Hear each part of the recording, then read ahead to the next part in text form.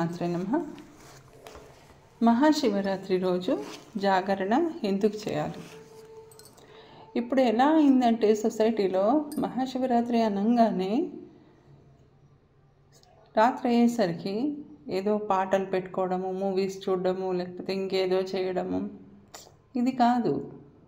ఆ రోజు శివుడి నామాన్ని స్మరణ చేయాలి, మెడిటేషన్ చేయాలి, జపం చేయాలి, పంచాక్షరి మంత్ర జపం చేయాలి, ఉపవాసం చేయాలి. ఉపవాసం అంటే ఏంటి? దగ్గరగా ఉండడం, భగవంతుడికి దగ్గరగా ఉండడం. ఉప అంటే దగ్గరగా, వాసం అంటే నివసించడం. భగవంతుడికి దగ్గరగా ఎలా నివసిస్తాం?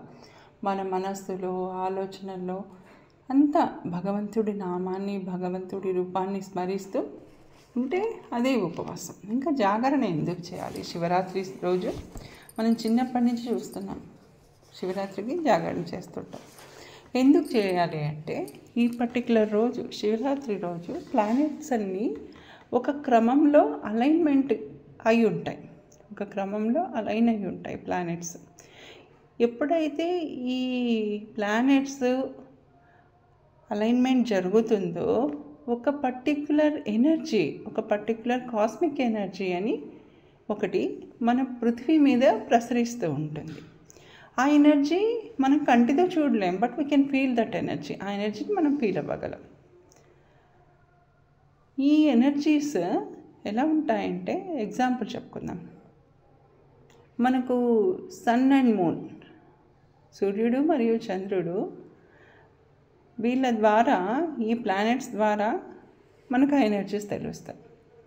ఇప్పుడు ఒక సముద్రాన్ని చూడండి, పౌర్ణమికి కానీ అమావాస్యకి కానీ చాలా ఎక్కువగా అలలు వస్తుంటాయి. అంటే ఆ వాటర్ అనేది రైజ్ అవుతుంటుంది. సముద్రంలో ఉన్న నీళ్లు పైకి ఎగసెగసి పడుతుంటాయి ఈ ఫుల్ మూన్ రోజు, నో మూన్ రోజు. అంటే ఇప్పుడు మన బాడీ తీసుకోండి, మన ఫిజికల్ బాడీలో కూడా 3/4 ఆఫ్ వాటర్ ఉంటుంది. ఇది మనకు అందరికీ తెలిసిన విషయమే. Fluid, water in the sense fluid అనుకుందాం. సో ఇప్పుడు మనం సముద్రాన్ని చూసినప్పుడు అక్కడ డిఫరెన్స్ తెలుస్తూ ఉంది మనకు. ఎలా ఆ ఎనర్జీస్, ఆ కాస్మిక్ ఎనర్జీస్ని ఆ పర్టికులర్ ఫుల్ మూన్ రోజు, నో మూన్ డే రోజు ఎలా మార్పు చెందుతున్నాయో, ఎలా హై ప్రెషర్ బిల్డ్ అవుతా ఉందో అది మనకు తెలుస్తుంది. సిమిలర్లీ మన ఫిజికల్ బాడీలో కూడా జరుగుతుంటుంది. కాబట్టి ఆ రోజుల్లో కొంచెం సాధన చేసుకోమని చెప్తుంటారు. కొంచెం జాగ్రత్తగా సాధన చేసుకోవచ్చు. ఇంకా మనం కొంచెం కాషియస్గా ఉండి మన మైండ్ని కంట్రోల్లో పెట్టుకోవాలని చెప్తుంటారు. సో శివరాత్రి రోజు, మహాశివరాత్రి రోజు, ప్రతి శివరాత్రి రోజు అంటే మనకు నెల నెల వచ్చే మాస శివరాత్రిలో కూడా హై ఎనర్జీ ఉంటుంది. కానీ ఈ మాఘమాసంలో వచ్చే మహాశివరాత్రి రోజు మాత్రం ఈ ఎనర్జీస్ చాలా పవర్ఫుల్గా ఉంటాయి, చాలా ఎక్కువగా, చాలా హైగా పవర్ఫుల్గా ఉంటాయి. ఇవి మన సమస్త మానవాళిని ప్రభావితం చేస్తుంటాయి. ఓకే, అందుకే మనం ఏంటి, మనుషులు ఎలా ఉంటారు, బ్యాక్ బోన్ మనుషులది స్ట్రైట్ అండ్ ఎరెక్ట్ ఉంటుంది. ఓకే, మనం మిగతా జంతువుల్ని చూసుకుంటే వాటికి హారిజాంటల్గా ఉంటుంది, బ్యాక్ బోన్ హారిజాంటల్గా ఉంటుంది. కానీ మనిషికి మాత్రం బ్యాక్ బోన్ అనేది స్ట్రైట్గా ఉంటుంది. త్రూ విచ్ ఎనర్జీ పాసెస్ అన్నమాట. మన సహస్రారం నుండి మూలాధారం వరకు ఎనర్జీస్ పాస్ అవుతుంటాయి, స్ట్రైట్గా ఉంటాయి.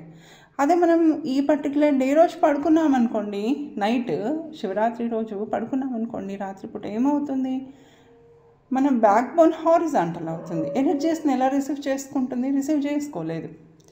ఎప్పుడైతే మనం పడుకుంటే ఏమవుతుంది, మన వెన్నుపూస హారిజాంటల్గా ఉంటుంది, which can not receive the energies.